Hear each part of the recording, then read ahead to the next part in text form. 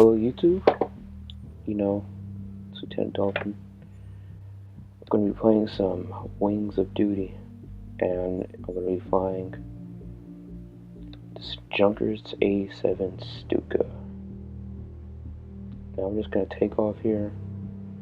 Game's a little bit laggy, don't mind that though. Let's get into there here. This video is, I actually record the audio after I make the video.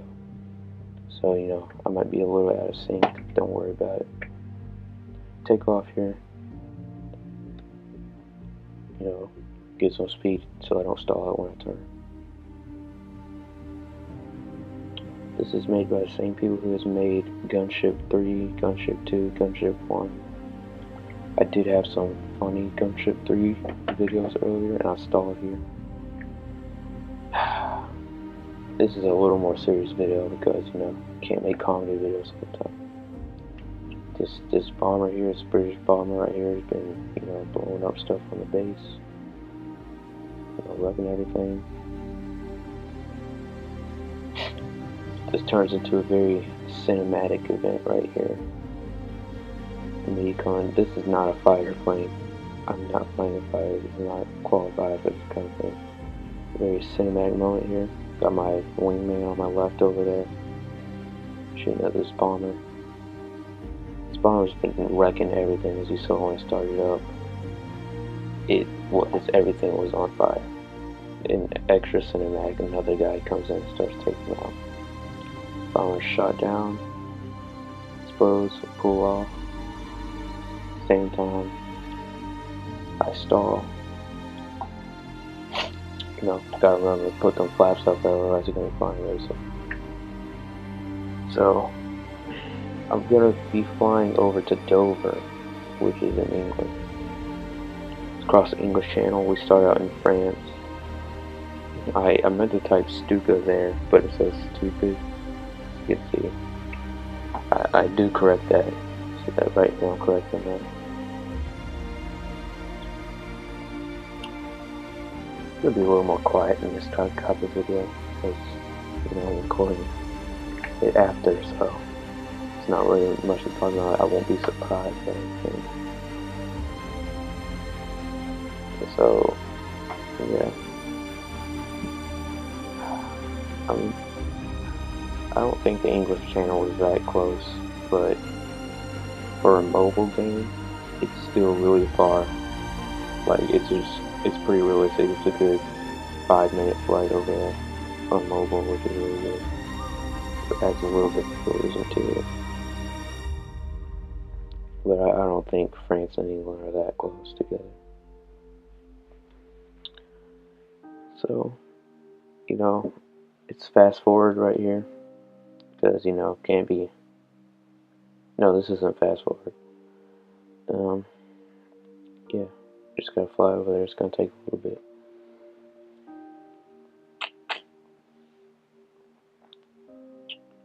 It's time to talk about the Stuka.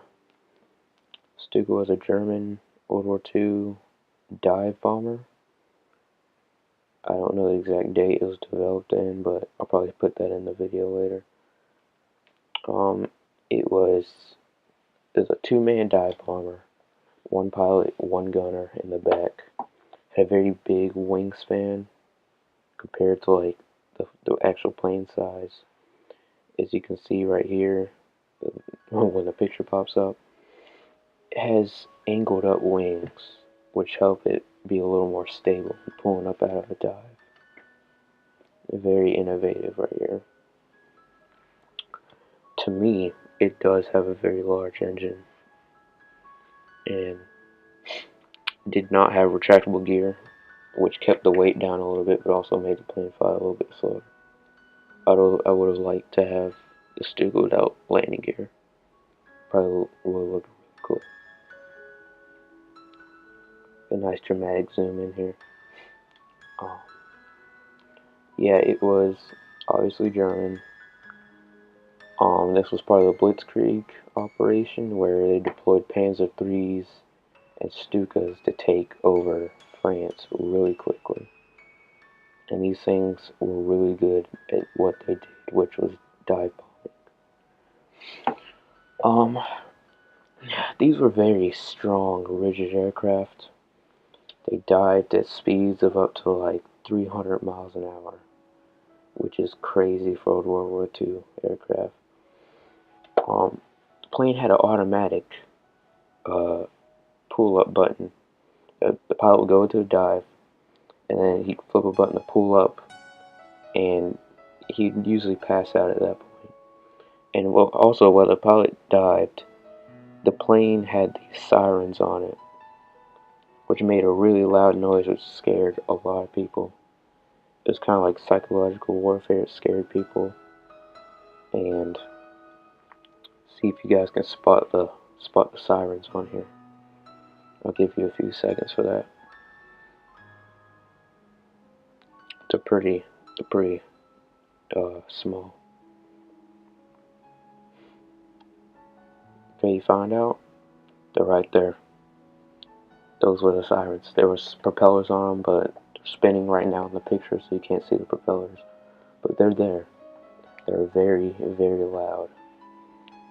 And they just spun. They made a lot of noise. Initially, they did not have brakes on the siren, so the pilot would just have to listen to that the whole time. But later Stuka models had a siren which you could lock it up, and you could, deflate when you're in a dive. So you can see I'm getting pretty close to Dover, and yeah. So this video has no game audio. I was breathing really hard into the mic, so it's pretty annoying too. See those little radars down there. That's what I'm taking out. I'm at 2,000 meters. A little radar station. I'm kind of staring right at it.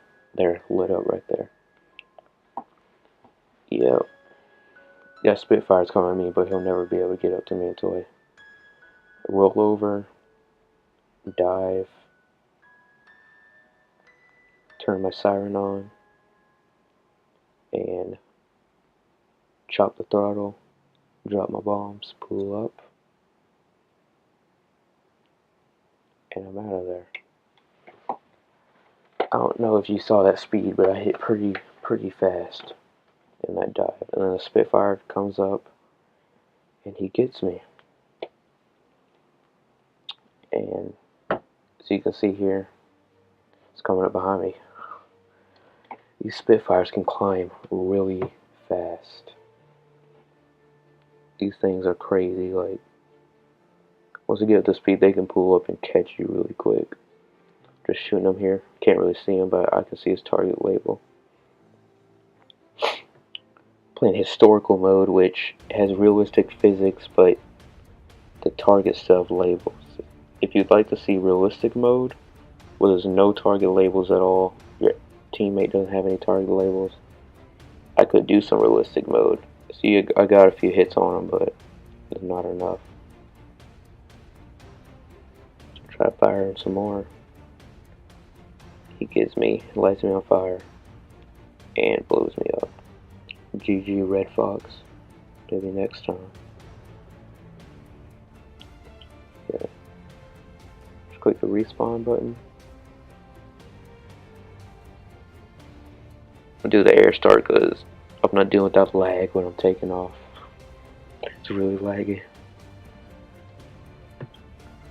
If they would port the game to the PC, it would be so smooth and so many people would play it. Like, all they have to do is port it to the PC, ignore that battery. And they would be golden because it's probably the most free user friendly games where you don't have to pay anything to get decent aircraft like the Stuka, the Hurricane Mark 1. If you guys know what the Hurricane Mark 1 is, I'll do some gameplay of the Mark 1. Just typing my recommended, ignore that right there, just that didn't happen. My recommended dive height 2,000 meters, that's not bad. Just gonna speed it up when I fly to the channel, because yeah, I'm not letting you guys suffer through that 10-minute flight to the channel, across the channel.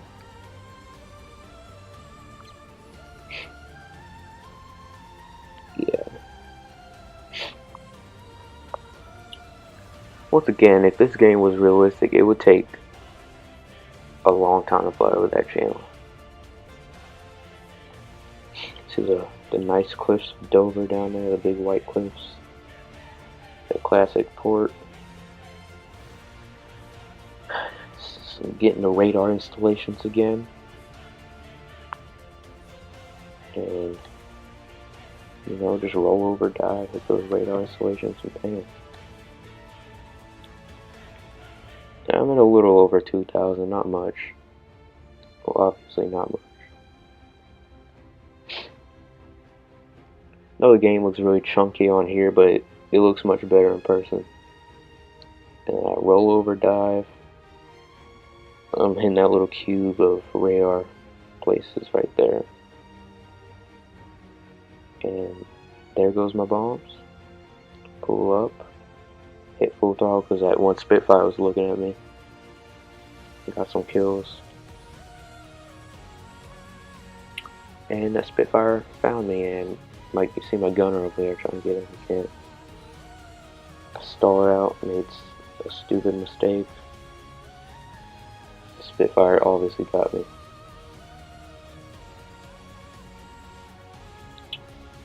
Try some last ditch effort shots at him. I can't really get him. Try some evasive maneuvers here. Try the old dive and pull up at the last minute thing. That doesn't work. Hit my fuel tank. Bring it up. I try to eject here. And I explode.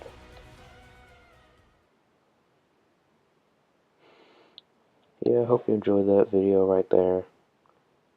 This game is like really fun. It's called Wings of Duty, made by Fanatec Studios. They also made Gunship 3, as I mentioned. If you would like to see some more Gunship 3 or Wings of Duty, all you gotta do is put in the comments, like the video, sub if you like my content. If you don't sub. See you in the next video.